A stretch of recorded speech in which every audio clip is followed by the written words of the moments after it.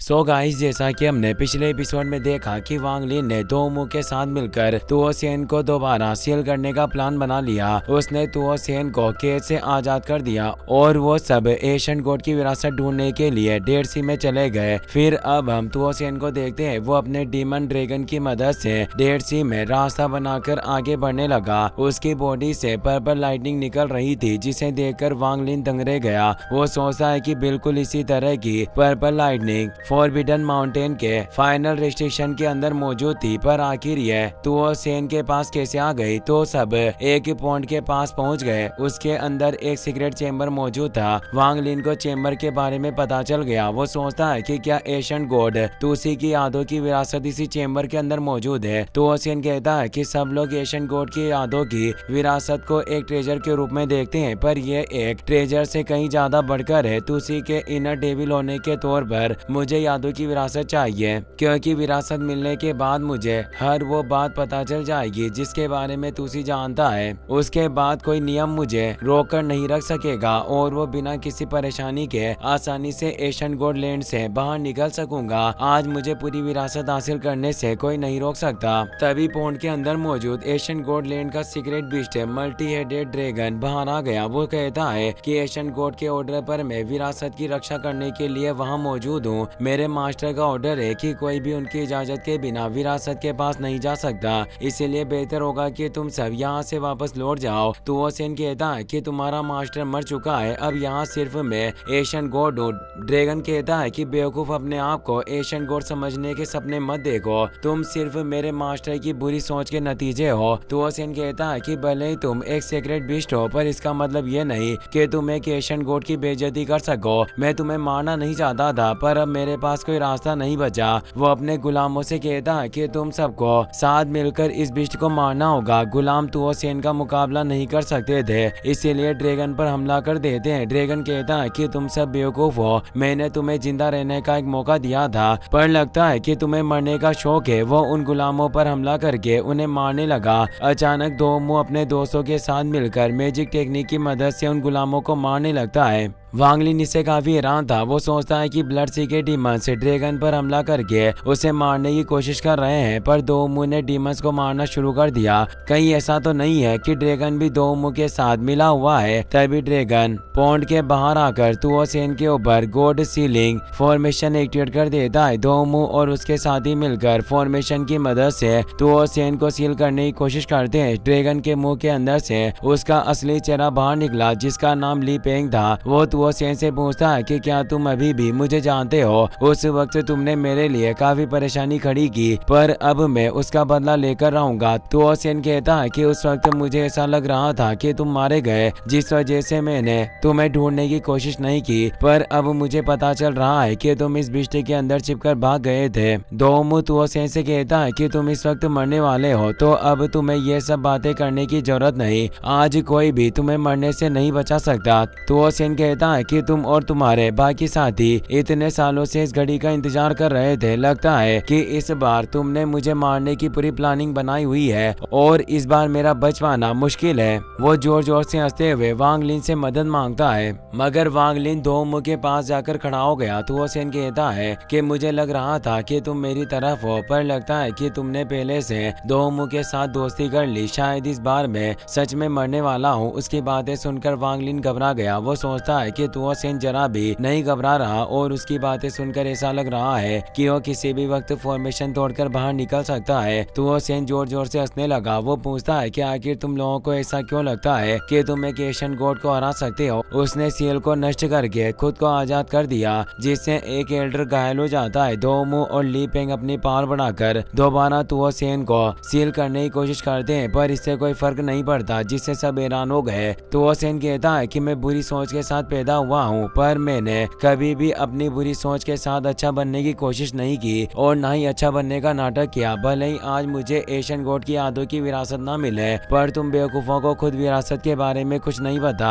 यहाँ तक कि तुम ये भी नहीं जानते कि विरासत इस पॉन्ड के अंदर नहीं है। वांग लिन इससे काफी दंग रह गया। वो अपने डिवाइन कॉन्शियसनेस की मदद से यादों की विरासत को ढूंढने की कोशिश करता है, पर उसे सीक्रेट चेंबर के अंदर भी विरासत होने का आभास नहीं होता। वो सोचता है कि अगर विरासत यहाँ नहीं है है तो आखिरकार तुओसेन यहाँ किसी लिए आया? वो हमें बेवकूफ बना रहा है। विरासत यहीं मौजूद है, बस कहीं छिपी हुई है, मुझे उसे ढूंढना होगा। उसे ली पेंग की पीठ पर एक क्रिस्टल मिलता है जिससे वो समझ गया था कि वही विरासत तक पहुंचने की चाबी है। दोमू वांगलिन से कहता है कि हम सील को मजबूत करके तुओसेन को कमजोर करेंगे। तुम्हें डिवोरिंग सोल की पावर का इस्तेमाल करके उसे घायल करना होगा। उसके मरने के बाद हम विरासत आपस में बांट लेंगे। तुम्हें बस मेरे इशारे का इंतजार करना है। लेकिन वांगलिन उसी वक्त फॉर्मेशन की तरफ चला गया। दोमू को लगता है कि वो तुओसेन पर हमला करने के लिए जा रहा है, इसीलिए वो उसे रोकने की कोशिश करता है। मगर वांगलिन क्रिस्टल लेने के लिए गया था, पर उसे एहसास हो गया कि क्रिस्टल को छूने में खतरा है, इसीलिए वो क्रिस्टल नहीं लेता। वो दोमू से कहता है कि मैं शुरुआत से ही यहाँ से निकलना चाहता था, मुझे तुम्हारी फाइट से कोई लेना देना नहीं। वो एक स्पेस क्रैक ओपन करके एशियन गोड मेरिडियंस के अंदर जाने लगा। दोमू अपने हेरिटेज वेपन को एक्सप्लोर करने की कोशिश करता है, पर इससे कुछ नहीं हुआ और वांगलिन क्रैक के अंदर चला गया। दोमू को समझ नहीं आता कि आखिर उसका हेरिटेज वेपन एक्सप्लोर क्यों नहीं हुआ।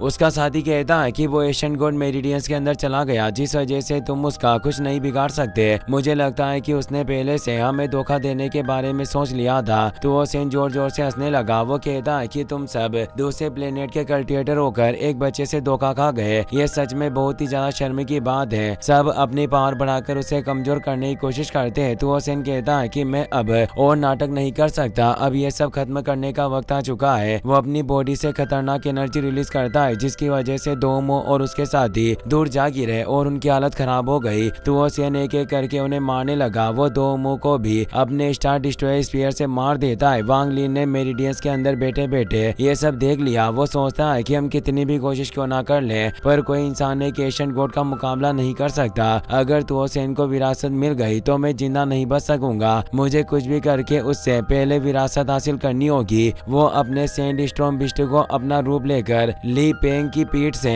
क्रिस्टल लाने के लिए भेजता है, पर तुओसेन ने उसके सारे अवतारों को मार डाला। वांगलिन के पास कोई रास्ता नहीं था, इसीलिए वो डिवोरिंग सोल में बदल गया। वो अपने बहुत सारे क्लोन बनाकर क्रिस्टल के अंदर एनर्जी ट्रांसफर करने लगा। तुओसेन को लगता है कि वो क्रिस्टल नष्ट करना चाहता है, इसीलिए वो तेजी से क्रिस्टल लेने के लिए चला गया। मगर अचानक क्रिस्टल के अंदर जोरदार एनर्जी निकली, जिसकी वजह से तुओसेन दोबारा से ब्लड सी में कैद हो गया। वांगलिन भी डेड सी के ऊपर पहुंच गया। वहां उसे मेमोरी क्रिस्टल से मिल जाते हैं। अचानक क्रिस्टल के अंदर एनर्जी निकलकर उसे घेर लेती है, जिसकी वजह से वो मिस्टीरियस स्पेस में पहुंच गया। वहां एशियन गोड तुसी प्लेनेट्स को नष्ट करके रेयर मेटल से बना रहे थे। ये देखकर वांगलिन के होश उड़ गए। वो कहता है कि मुझे यकीन नहीं हो रहा कि तुसी इतनी आसानी से प्लेनेट्स को नष्ट करके मटेरियल्स बनाते थे। तुसी बहुत सारे मटेरियल्स को मिलाकर अपने हाथों से कुलड्रॉन डिफाइन कर देते हैं। उसके अंदर बहुत ही ज्यादा पावरफुल प्रेशर रिलीज हो रहा था, जिसकी वजह से वांगलिन दूर हो गया। तुसी को कुलड्रॉन पसंद नहीं आया, इसीलिए उसे फेंक देते हैं। वांगलिन कहता है कि आखिर तुसी ने इतने पावरफुल वेपन को ऐसे ही क्यों फेंक दिया। मैं सोच भी नहीं सकता कि अगर ये वेपन किसी गलत हाथ में चला गया तो दुनिया के लिए कितना बड़ा खतरा बन सकता है।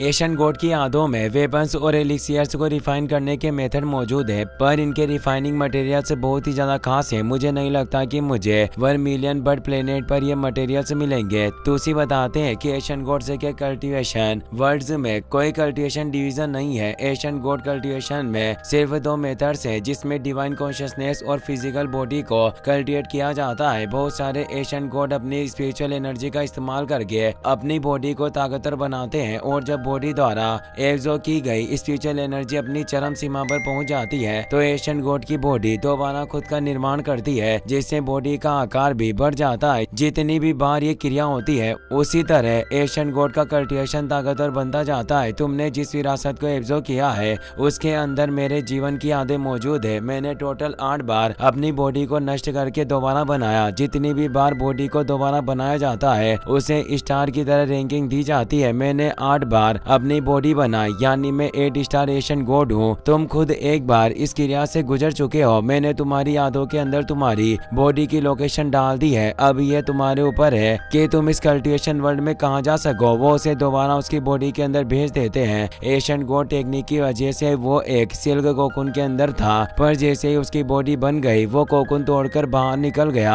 अब उसके पास माँ लियांग की नहीं बल्कि खुद की बॉडी थी। वो कहता है कि मैंने कभी नहीं सोचा था कि मैं अपनी बॉडी दोबारा देख सकूंगा। तो उसे 3 सुप्रीम ग्रेड स्पिरिचुअल स्टोन दे देते हैं। स्टोन लेकर और स्पेस क्रेक की मदद से माँ लियांग की बॉडी के पास पहुंच गया। वो अपने स्टोरेज बैग लेकर अपने पेरेंट्स की सोल्स को दोबारा हेवन डिफाइंग बिट के अंदर भेज देता है। उसने माँ लियांग की बॉडी को भी डिवाइन कॉन्शियसनेस में बदलकर एब्जॉर्ब कर लिया। इस वक्त वांग लिन 1 स्टार एशियन गॉड था। वो एक फॉर्मेशन की मदद से वहां से चला गया। तुओ सेन दोबारा ब्लड सी में कैद हो चुका था। उसे बहुत ही ज्यादा गुस्सा आ रहा था, इसीलिए वो ली पेंग को पकड़कर ब्लड सी में ले आया और उसे मारने लगा। ली पेंग को इससे बहुत ही ज्यादा दर्द होता है। वो कहता है कि तुम्हें यह सब करने की जरूरत नहीं, अगर तुम मुझे मारना चाहो तो मार सकते हो। तुओ सेन स्पीयर की मदद से उसे घायल कर देता है। ली पेंग कहता है कि हर 1000 साल में एशियन गॉड की यादों की विरासत सामने आती है, तुम 1000 साल दोबारा विरासत हासिल कर सकते हो। तुओ सेन इससे काफी खुश हो गया। वो कहता है कि उस कोर फॉर्मेशन रियल्म के बच्चे ने मेरे लिए बहुत परेशानी खड़ी की, यहाँ से बाहर निकलने के बाद मैं उसे बहुत बुरी मौत मारूंगा। इसी के साथ ये एपिसोड यहीं पर खत्म हो जाता है।